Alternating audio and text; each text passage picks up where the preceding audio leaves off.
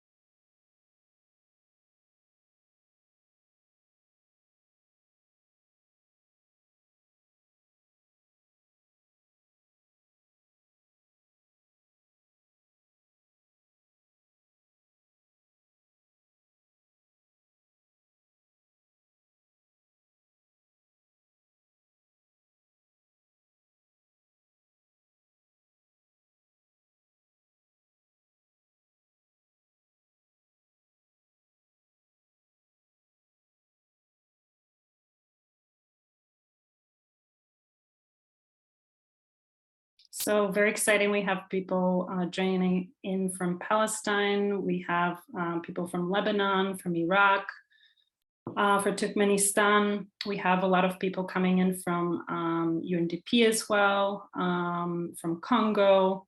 This is from Somalia. Thank you so much for joining us. We're really excited to have you with us today. So I think we're going to kickstart our session today. So thank you so much for joining. I'm Svetla Baeva. I'm the communications lead with UNDP Europe and Central Asia, and I'm going to kick off our session. For those of you who just joined, just to let you know, we have only Arabic translation today. You can select Arabic translation if you need it from the interpretation icon at the bottom of your screen. This is the globe icon. And if you're here with us for the first time for Tadamon Talks, this is a webinar series that explores alternative finance for civil society empowerment. In our past series, we've explored insights and learnings on crowdfunding, and not only, many other topics as well.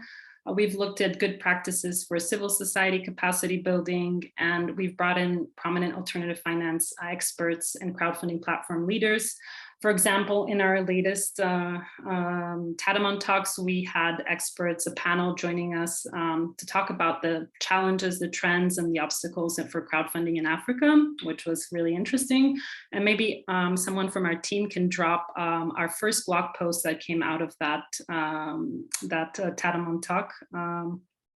So the series is powered by Tadamon, which is a cross-regional community platform for civil society empowerment. It's sponsored by our wonderful partners at the Islamic Solidarity Fund for Development and the Islamic Development Bank, and implemented by us at United Nations Development Program. So for this Tadamon Talks this month, we've come back after a little break. We're going to be exploring foresight and futures thinking, and how these approaches can be harnessed as a tool for civil society organizations to respond more effectively to what's happening around them. This webinar is going to be in English. We're currently recording it. We're also streaming it live on Facebook. Please feel free to share it. And now, before we jump into the core part of our session, I'd like to give a couple of words first to our wonderful partners at ISDB and ISFD. So over to you, A.S. Grace, who is Program Officer at ISDB, for some short opening remarks. Thank you, Svelta. Welcome, everyone. Hi from Amman. Good evening, good afternoon. On behalf of the Islamic Development Bank and the Islamic Solidarity Fund for Development, I would like to welcome you all from all over the world. As my colleague mentioned, on this series of Tadamon Talk, where we bring a distinguished guest, experts, and specialists on their areas. Usually we are picking up an areas which benefit you because we believe on Tadamon program, on the Islamic Development Bank, Islamic Solidarity Fund, as well as our strategic partner, UNDP. We believe that you as a civil society organization, you bridging the gap of services, you bridging the gap of development, and your role is crucial.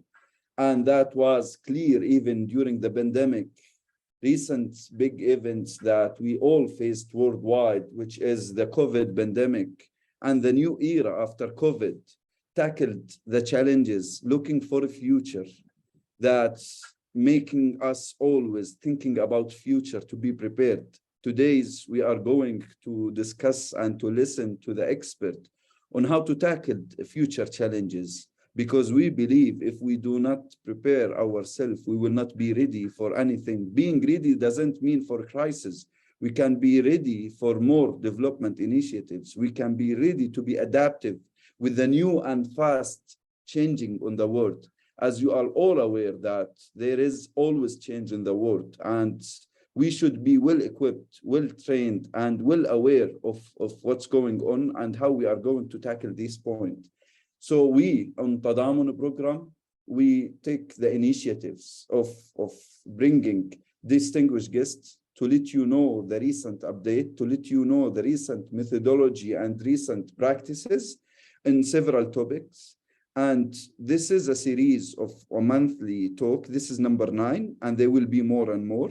And to know more about that, I encourage you to visit our aggregated platform, Tadamon, where you can find about this series, about our activity in your country. I'm sure that you are waiting to hear more about Tadamon, and I encourage you to visit Tadamon. We are on social media, on Facebook, Twitter, LinkedIn, and Instagram. We are all open to you. We are open if you would like for the future talking to pick up the topic. You are more than welcome to contact us and to propose a topic, to propose what do you want us to tackle, what is your need. And finally, Tadamon, it's your area. Tadamon, it's for you. Basically, you are our partner as a CSOs, and I encourage you to keep talking to us, to keep contacting us on Tadamon, and to follow us where you can find lots to build your capacity, to get funded, and to build your knowledge and expertise. Thank you, our colleague from UNDP. Thank you, our distinguished guest, Saina, for being with us today. And I wish you best of luck on this today event. Back to you. Thank you so much, Ayaz. So now we get to kickstart the core part of our session. We're excited to have with us here today Sana Ricola, who is a Foresight specialist. We're going to hear a little bit more about what that actually means. One second. So Sana is working as a Foresight specialist at the Finnish Innovation Fund Sitra. We're also hear a little bit about what they do as well. Before working in Sitra, Sana used to work in international development and in the sector on topics like sustainable development and global citizenship. So we're really excited to have her with us today. So over to you, Sana. Thank you so much for inviting me. I try to share my slides here so you can follow my presentation more easily while I'm talking. Perfect, we see it. Yes, good. So hello everyone, I'm Sanna Rekola and I work as a Foresight specialist in Sitra. I'm very happy to be here today because as Svetla just said, I used to work in development sector myself as well, and it's very close to my heart. And in my presentation today, I will explore the opportunities of futures thinking and Foresight for changemakers, working with various social change initiatives as you are. Why to consider futures thinking and how to apply it in practice, where to start. I try to bring some concrete examples also that you can then take with you if you are interested.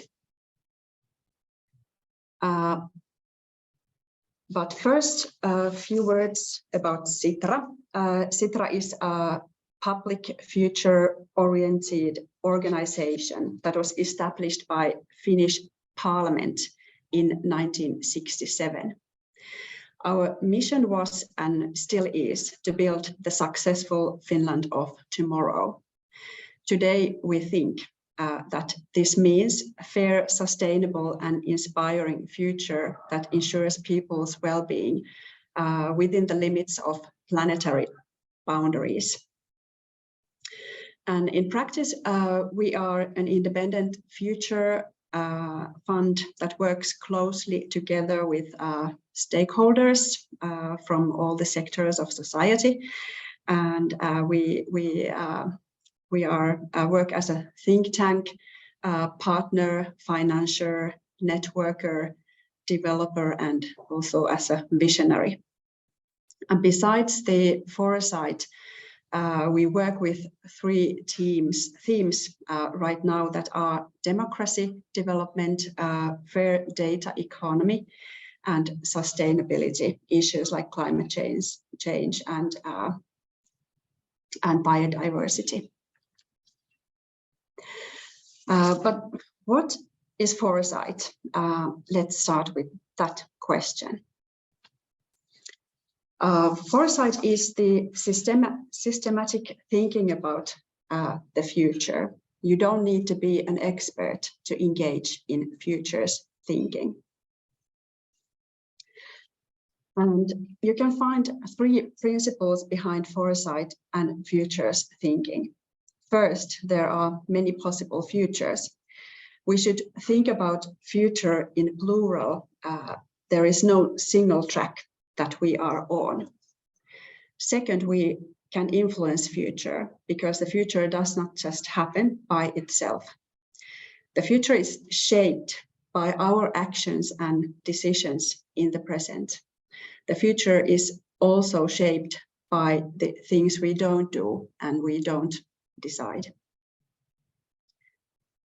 Third, and because we can influence the future, we have a responsibility to think about the long term. This especially concerns future generations. We cannot only focus on the present, but we must act so that the future is better and not worse than now.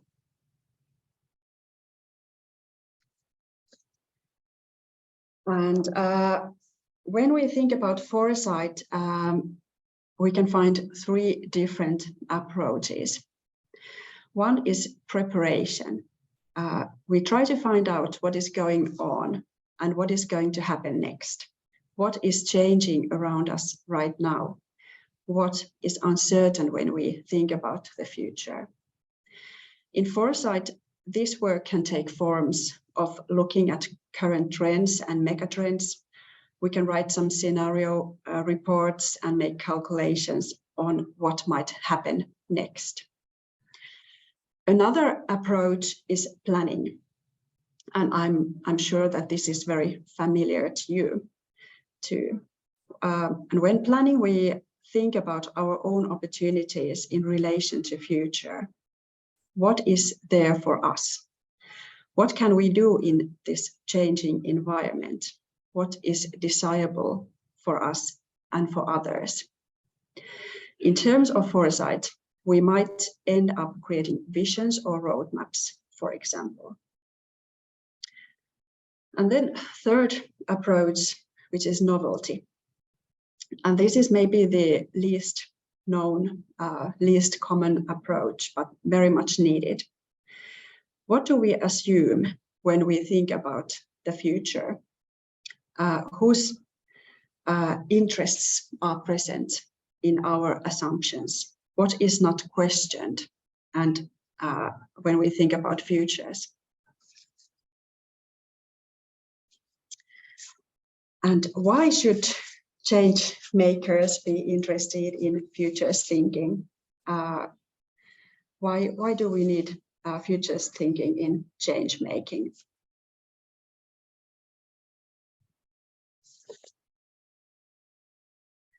For change makers, I think it's very important to understand what is happening around us, what is changing.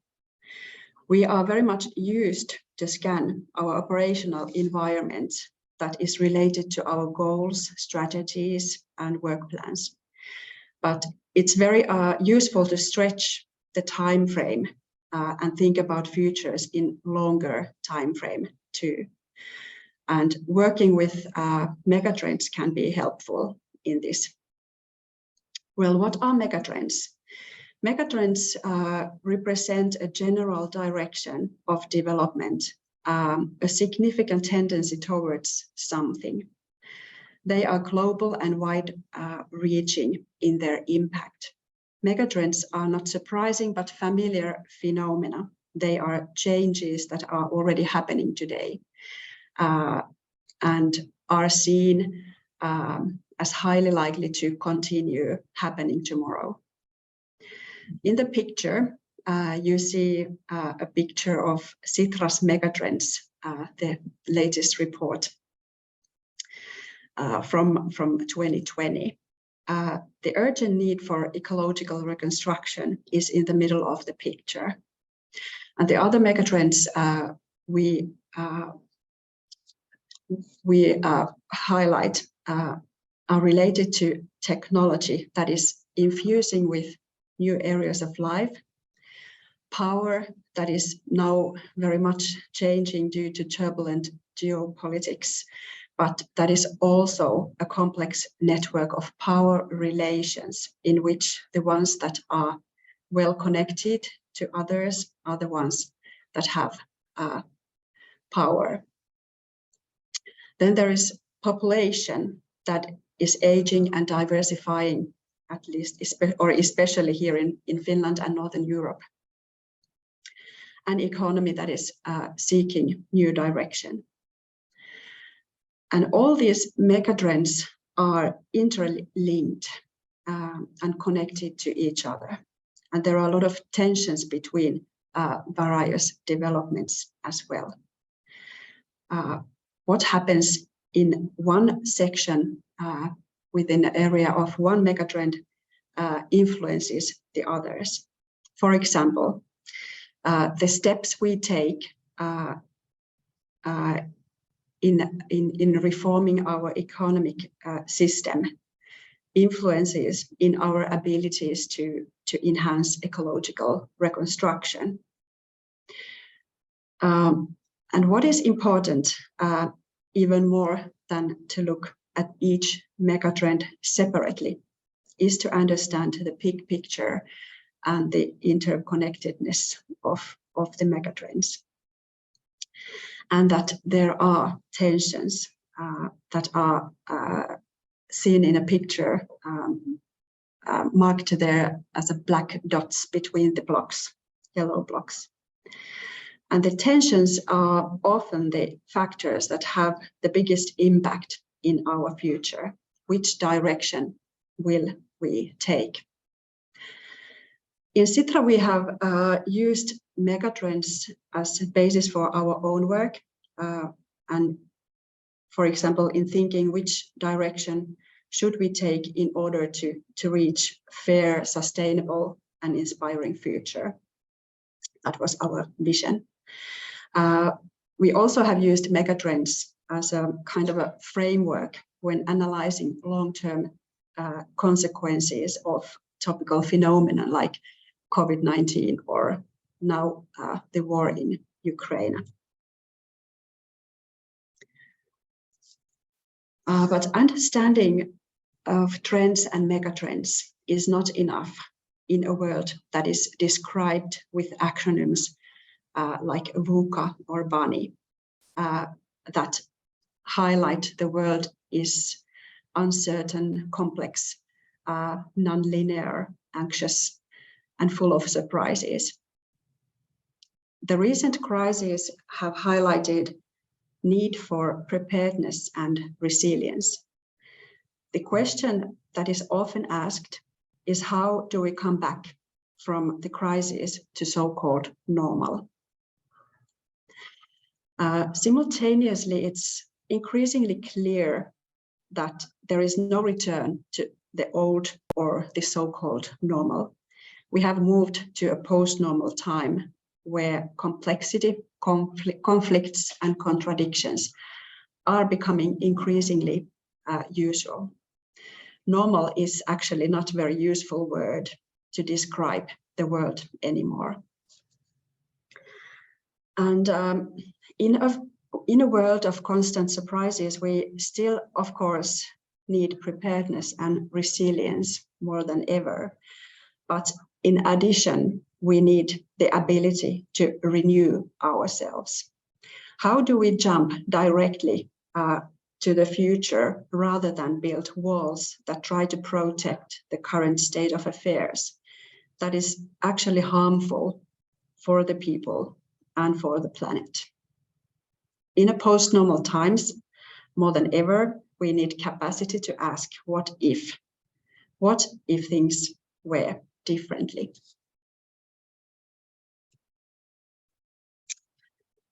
How to apply futures thinking in practice then, and where to start?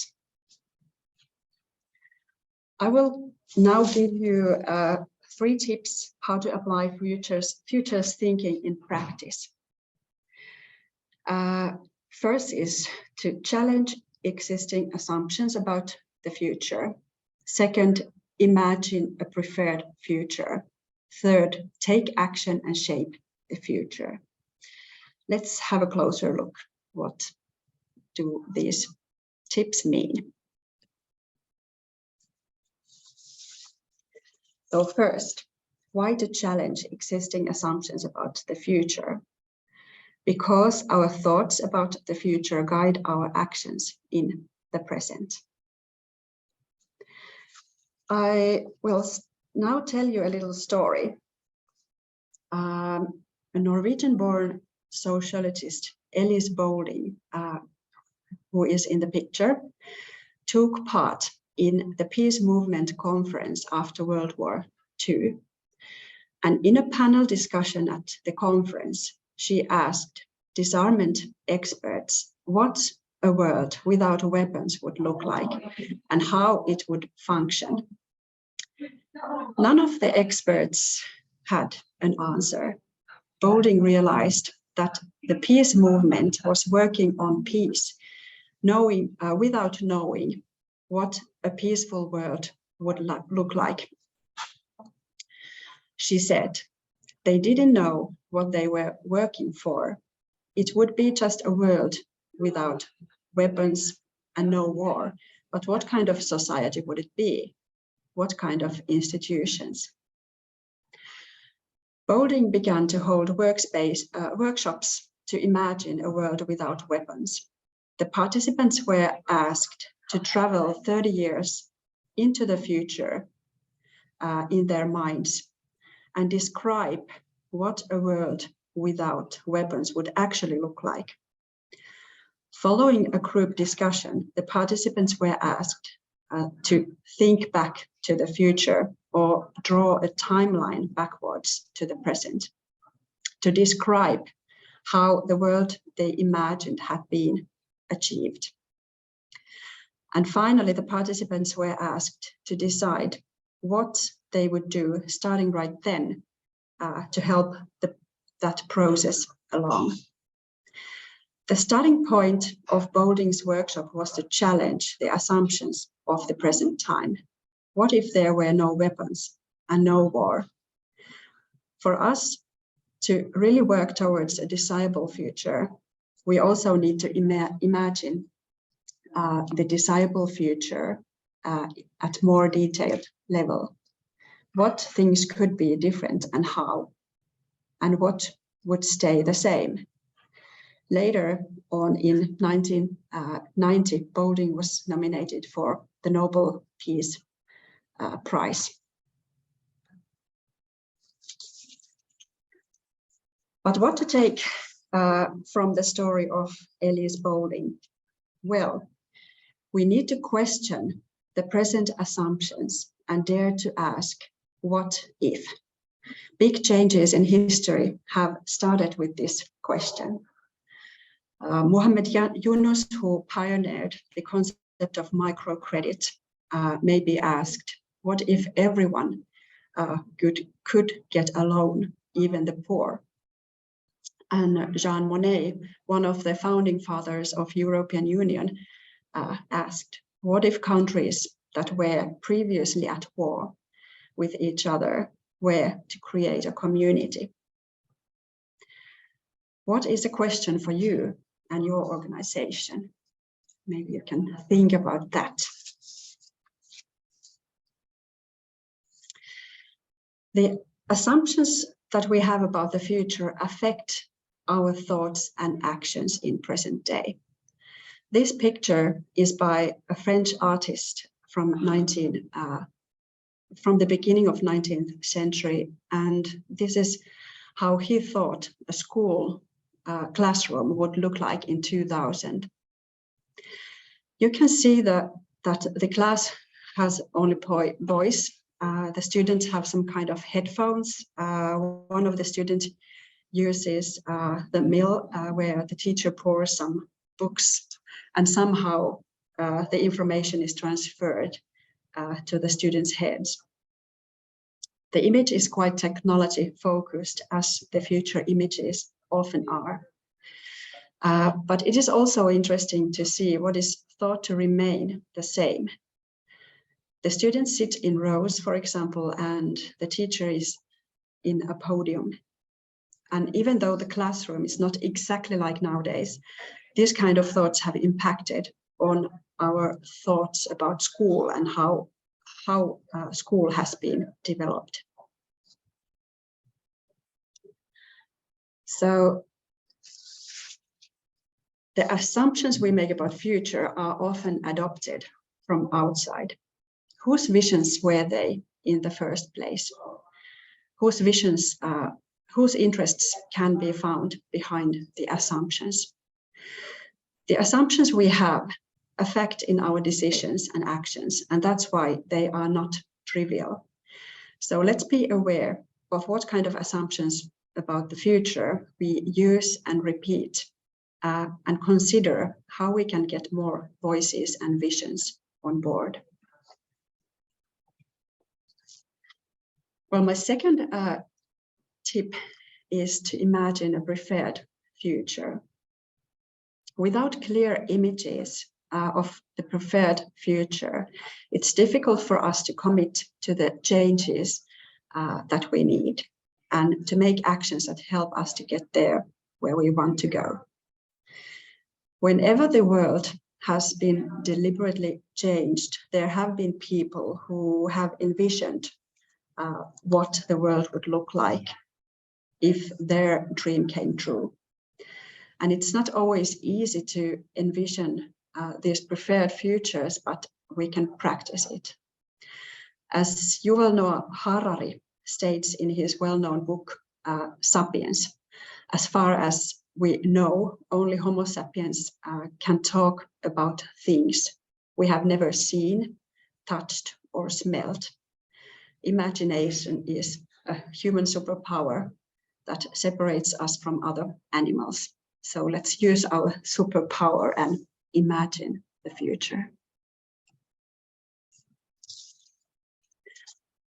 When we think about the future, we can think about it as a cone.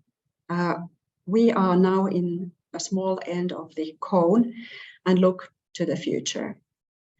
What usually happens is that we look straight ahead to the probable future and think about future as a continuum of the present. If we widen the horizon, we can think about plausible and possible futures too. But actually the traditional model of the future's cone is not best suited to our present moment, which is characterized by complexity and vagueness. Our cone is too narrow, and we should be able to think about implausible and impossible futures too, because as we have seen recently, they can happen as well. But what is very important too is to think about preferable futures. How could they look like? We need far more discussion on positive future visions, because they are like a flashlight in a dark forest. It is much more easy to walk towards the direction we want if we shed light there. Then third, take action and shape the future. Why? Because the only way to change the world is to take action. The actions we need in shaping future can be divided in 3 spheres. Firstly, we need actions that influence human behavior. These may be innovations, these may be actions that create new services, technologies, or innovations that change people's behavior. Secondly, we need actions that influence in structural level through legislation, regulations, for example. And thirdly, we need actions that renew our ways of thinking. And the most significant and also the slowest change takes place at the level of values, ideals, and worldviews, ways of thinking. And quite often we concentrate on changes on levels of behavior and structures. That is very important, but it's not enough if we want to build sustainable societies. We should always be aware of the changes on third level too, because that defines what kind of changes we think are actually possible on other levels. For example, if we value universal human rights, that leads us to take another kind of actions and make another kind of policies than if we thought the power belongs to those with riches. So here were my 3 tips, which were challenge existing assumptions about the future, imagine a preferred future, and take action and shape the future. And now, in the end of my presentation, I will introduce you some examples how the future's thinking has been applied in practice in various organizations. The first example comes from Wales, where there is a position of future generations commissioner in the government. And her job is to take care of the interests of future generations in decision making. The institutionalized position is part of a growing global movement to protect future generations. Sweden introduced a Ministry of the Future in 2014. Scotland decided to appoint a Future Generations Commissioner in 2021, following Wales, and the United Arab Emirates made a similar commitment to future generations as well. The approach of representing the interests of future generations is a positive example of practical solution on how to ensure long-term thinking and responsibility in decision making. Another example comes from Finland. and from organization called Fingo. Fingo is a Finnish umbrella organization for civil society organizations working with development, cooperation, and sustainable development. And just recently, they ran a process by using futures frequency method that is developed by Sitra. And they ran a workshop where the purpose was to reflect various visions on global development. And there were participants from Finland, Kenya, Nepal, Tanzania, and Uganda. And some of the participants had a background also from Somaliland, Nigeria, Iran, and Tonga. And together they questioned the assumptions related to the futures of development cooperation and global development. And they also visioned preferable futures and actions that we need to take to get there. And for participants, it was important to be able to challenge their own assumptions about the future, as well as to see more clearly the power structures affecting their work. Dialogue opened up opportunities to understand inequalities and mechanisms around them. And my third example comes from Finland as well, because we're a Finnish organization. We do a lot of cooperation with Finnish stakeholders. And this is a very small civil society organization called Pesäpuu, which is promoting the child welfare. The work is often reactive and concentrates on problems that need to be solved. The feeling they had was that they were lacking visions of preferable future of child welfare. And Pesäpuu invited the whole regional ecosystem, including the young people themselves, to discuss about the futures, not just the most probable futures, but also the possible, unplausible, and especially preferable and hopeful futures. And the big question was how to make better child welfare together. And the visions that were the outputs of the workshop will be used in development of local ecosystem, and hopefully they can contribute to national child welfare legislation reform too. So to opportunities in futures thinking, and you can start with something small. You can enhance futures thinking and raise discussion on changes happening around us by using trends and megatrends, and ponder how are they affecting your operational environment and your work. You can also challenge the assumptions about the future and imagine preferred futures together with your colleagues and stakeholders. And futures thinking and change making together give us tools to shape the futures we want. And there are a lot of tools, materials, reports available as well. And we in Sitra also have an English language toolbox that is openly available for everyone. And you can find a selection of easy tools and methods that can be used in many occasions in many different kind of organizations. So feel free to take a look and use the tools. And we are also publishing English reports about megatrends, weak signals, and so on. So if you are interested, you can also find this kind of inspirational material from Sitra's website.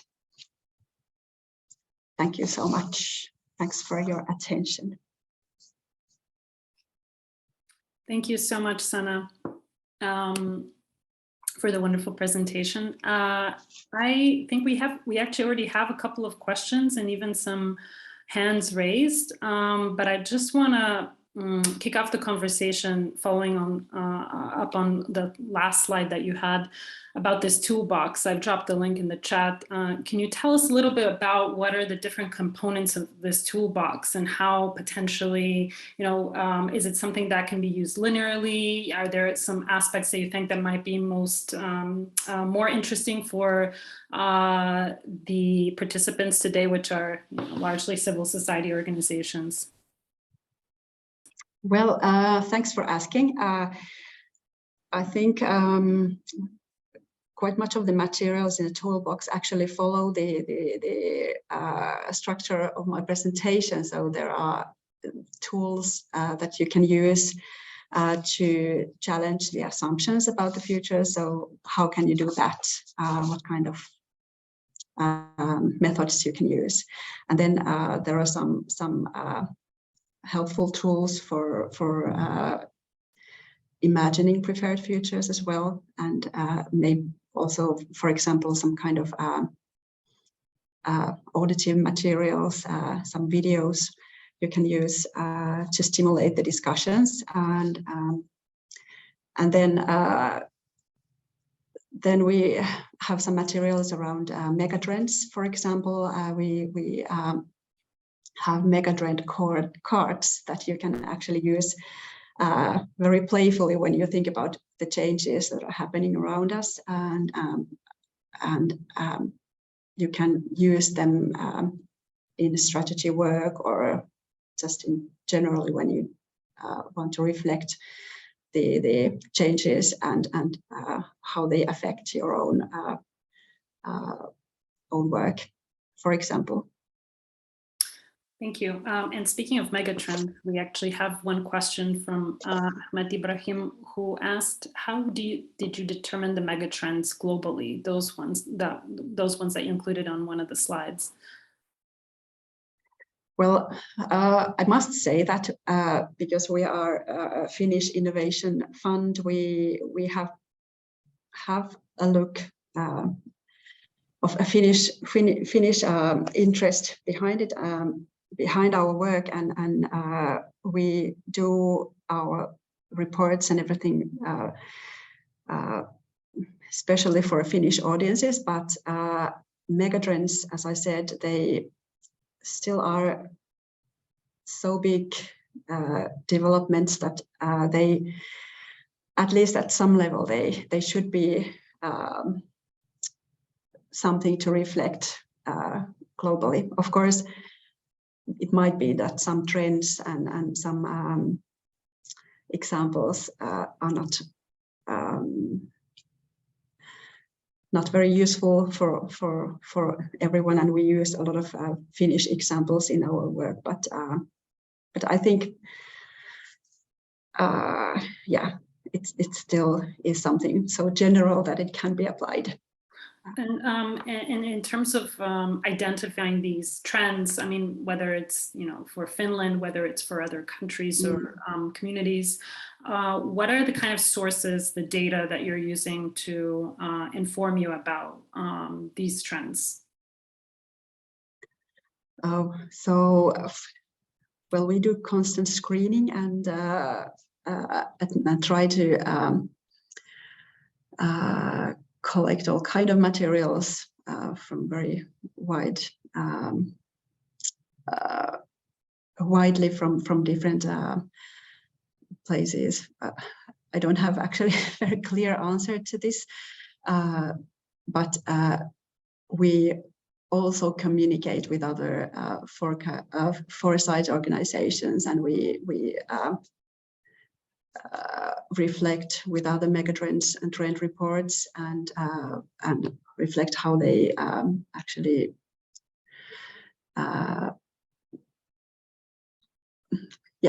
if our thoughts and visions are something similar, and it's a constant process, so to say. Right. We have another question, I think in the Q&A box, from Robert Pasichko. This is a question about the ecosystems for nonprofit organizations in many developing countries are weak and sometimes even hostile to the functioning of nonprofits. How do you think nonprofits can use, in this context, foresight and futures planning to bring local stakeholders on board to change perceptions, to change behavior? It's a very interesting question. I actually have experienced and reflected myself that when we talk about future is a bit more easy than to talk about some agenda or, for example, sustainable development or some more concrete issues, even though they were related to future as well, because future is not owned by anyone, and it's somehow opening a more neutral space for discussion. So I have experienced that this has been a kind of good way to open discussion, even with the groups that are not so interested in the same ideas that I am, or they are not following our strategic thinking or visions of where to go. But talking about future is actually quite often a good way of proceeding. Right. We also have a question in the chat from Fida, who's asking about the difference between trends analysis and pastel that's based on factors. I'm just reading it aloud. Is there a difference between a factor and a trend? And if you can tell us the difference. Yeah, well, PESTLE is used as a basis for our trend work as well. So we try to reach widely different kind of areas of life in general in our work. But the difference between factor and trend, as far as I think, is that the trend is telling us what happens next, and it is showing the direction of or the movement somewhere. So when you do some scenario work, for example, you can kind of select different kind of directions that future can take and formulate the scenarios by using that. But when then, for example, when you work with trends and try to understand what kind of mega trends are maybe behind these particular trends, then we always try to find what is the change there, what is the thing that is happening next, what is the direction. So that's what I would maybe answer this question. Thank you so much. We have actually a couple of raised hands, and maybe I will give a floor to some of them. I'm going to unmute Ahmed Ibrahim. If I've asked some of the questions that were in the chat, but perhaps he'd like to share some other points. Hi, can you hear me? Yes, we hear you well. Yeah, thank you very much for the very nice and informative presentation. I've been really informed with a lot of information that was new to me, and it expanded my knowledge through the presentation. So first, would it be possible to share with us this presentation? I can find it on the website, but it's better to have the same slides that you have presented, because the sequence that it was presented from, it was really informative and nice to review later on a different stage. The second questions are like, you as Citra, how do you evaluate the mega trends effects? Like, as I saw in the first diagram, it's like a pie and it's divided into 4 divisions, equally distributed. But how do you see the weights of the mega trends affecting on each other? Which one is most important? Is it through surveys that you send to different countries or different organizations, or is it somehow like you have some data analysis or data source that you analyze the weight of these trends? And how can we use these trends to secure funding? Like, if I know that a trend is a very global or a big direction, but how to make it more localized and adopted locally? Thank you very much. Thank you. And first, your first question was about the slide, so I'm happy to share the slides with you if it's okay from the organizer. Well, how do we collect or evaluate the megatrends? We do a lot of various data analysis, not so much questionnaires, but with also the thematic specialists in our own organization. As I said, we are working with democracy, data economy, and sustainability issues. We have a lot of experts on actually working with various megatrends or the areas of development that are represented there. And we do careful analysis together, and also by using external data that we collect from various places.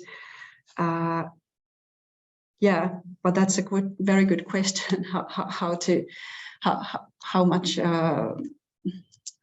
each of the developments affect on each other? I think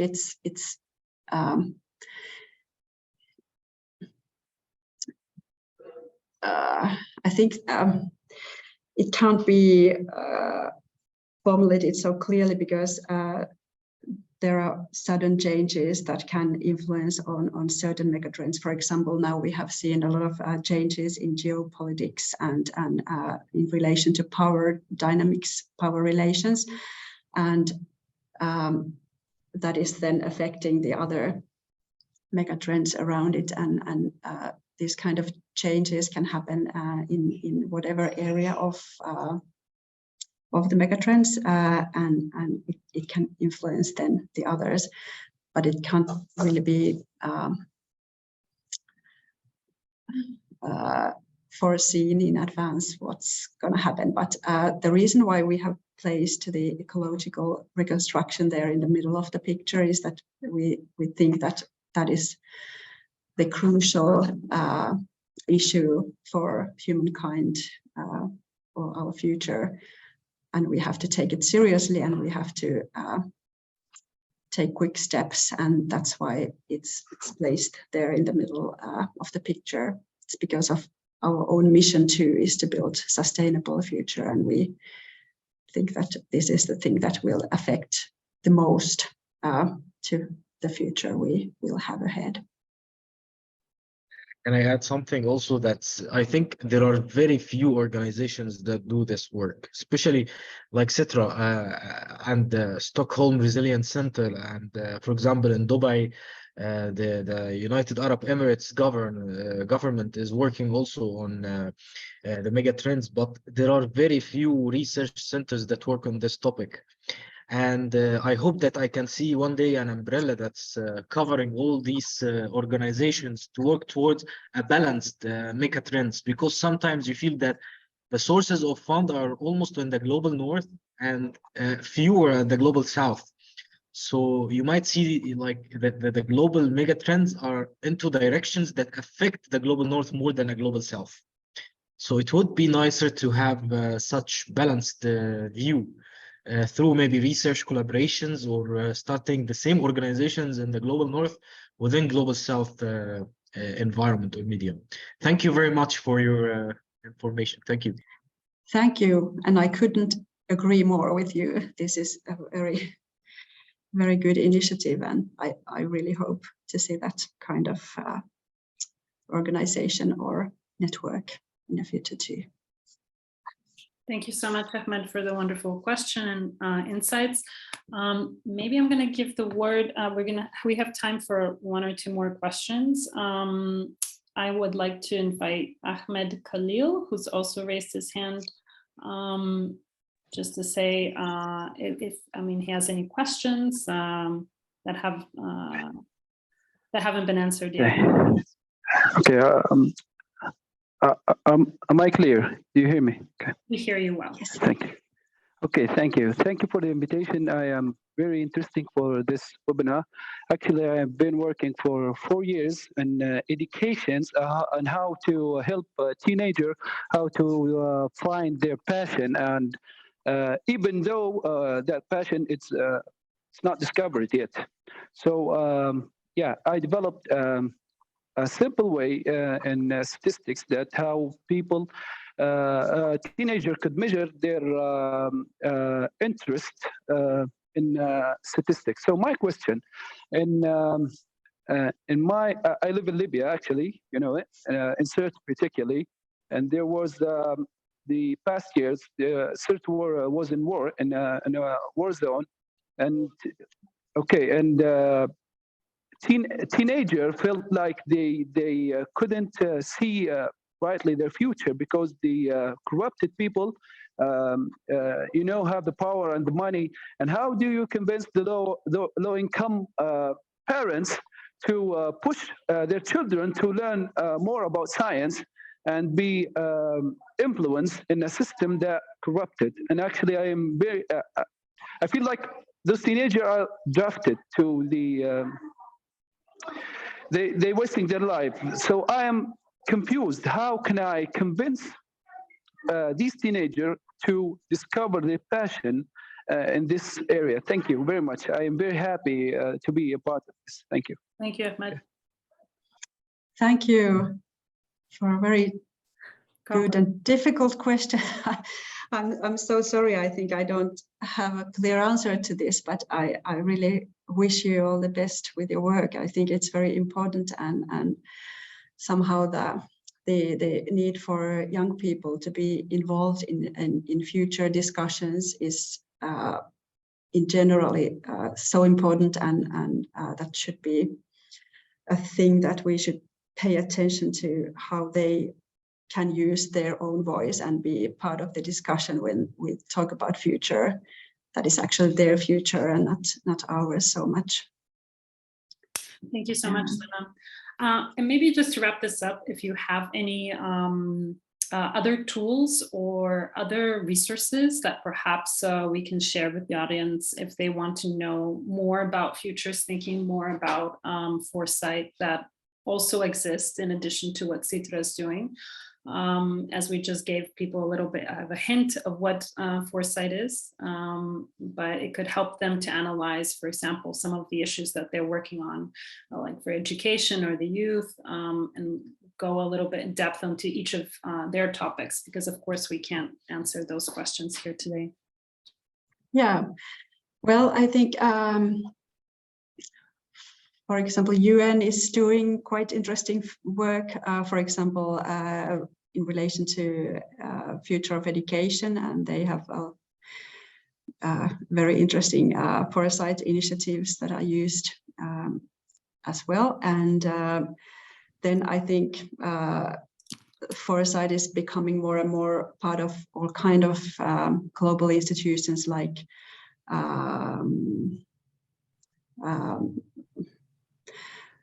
OECD or different kind of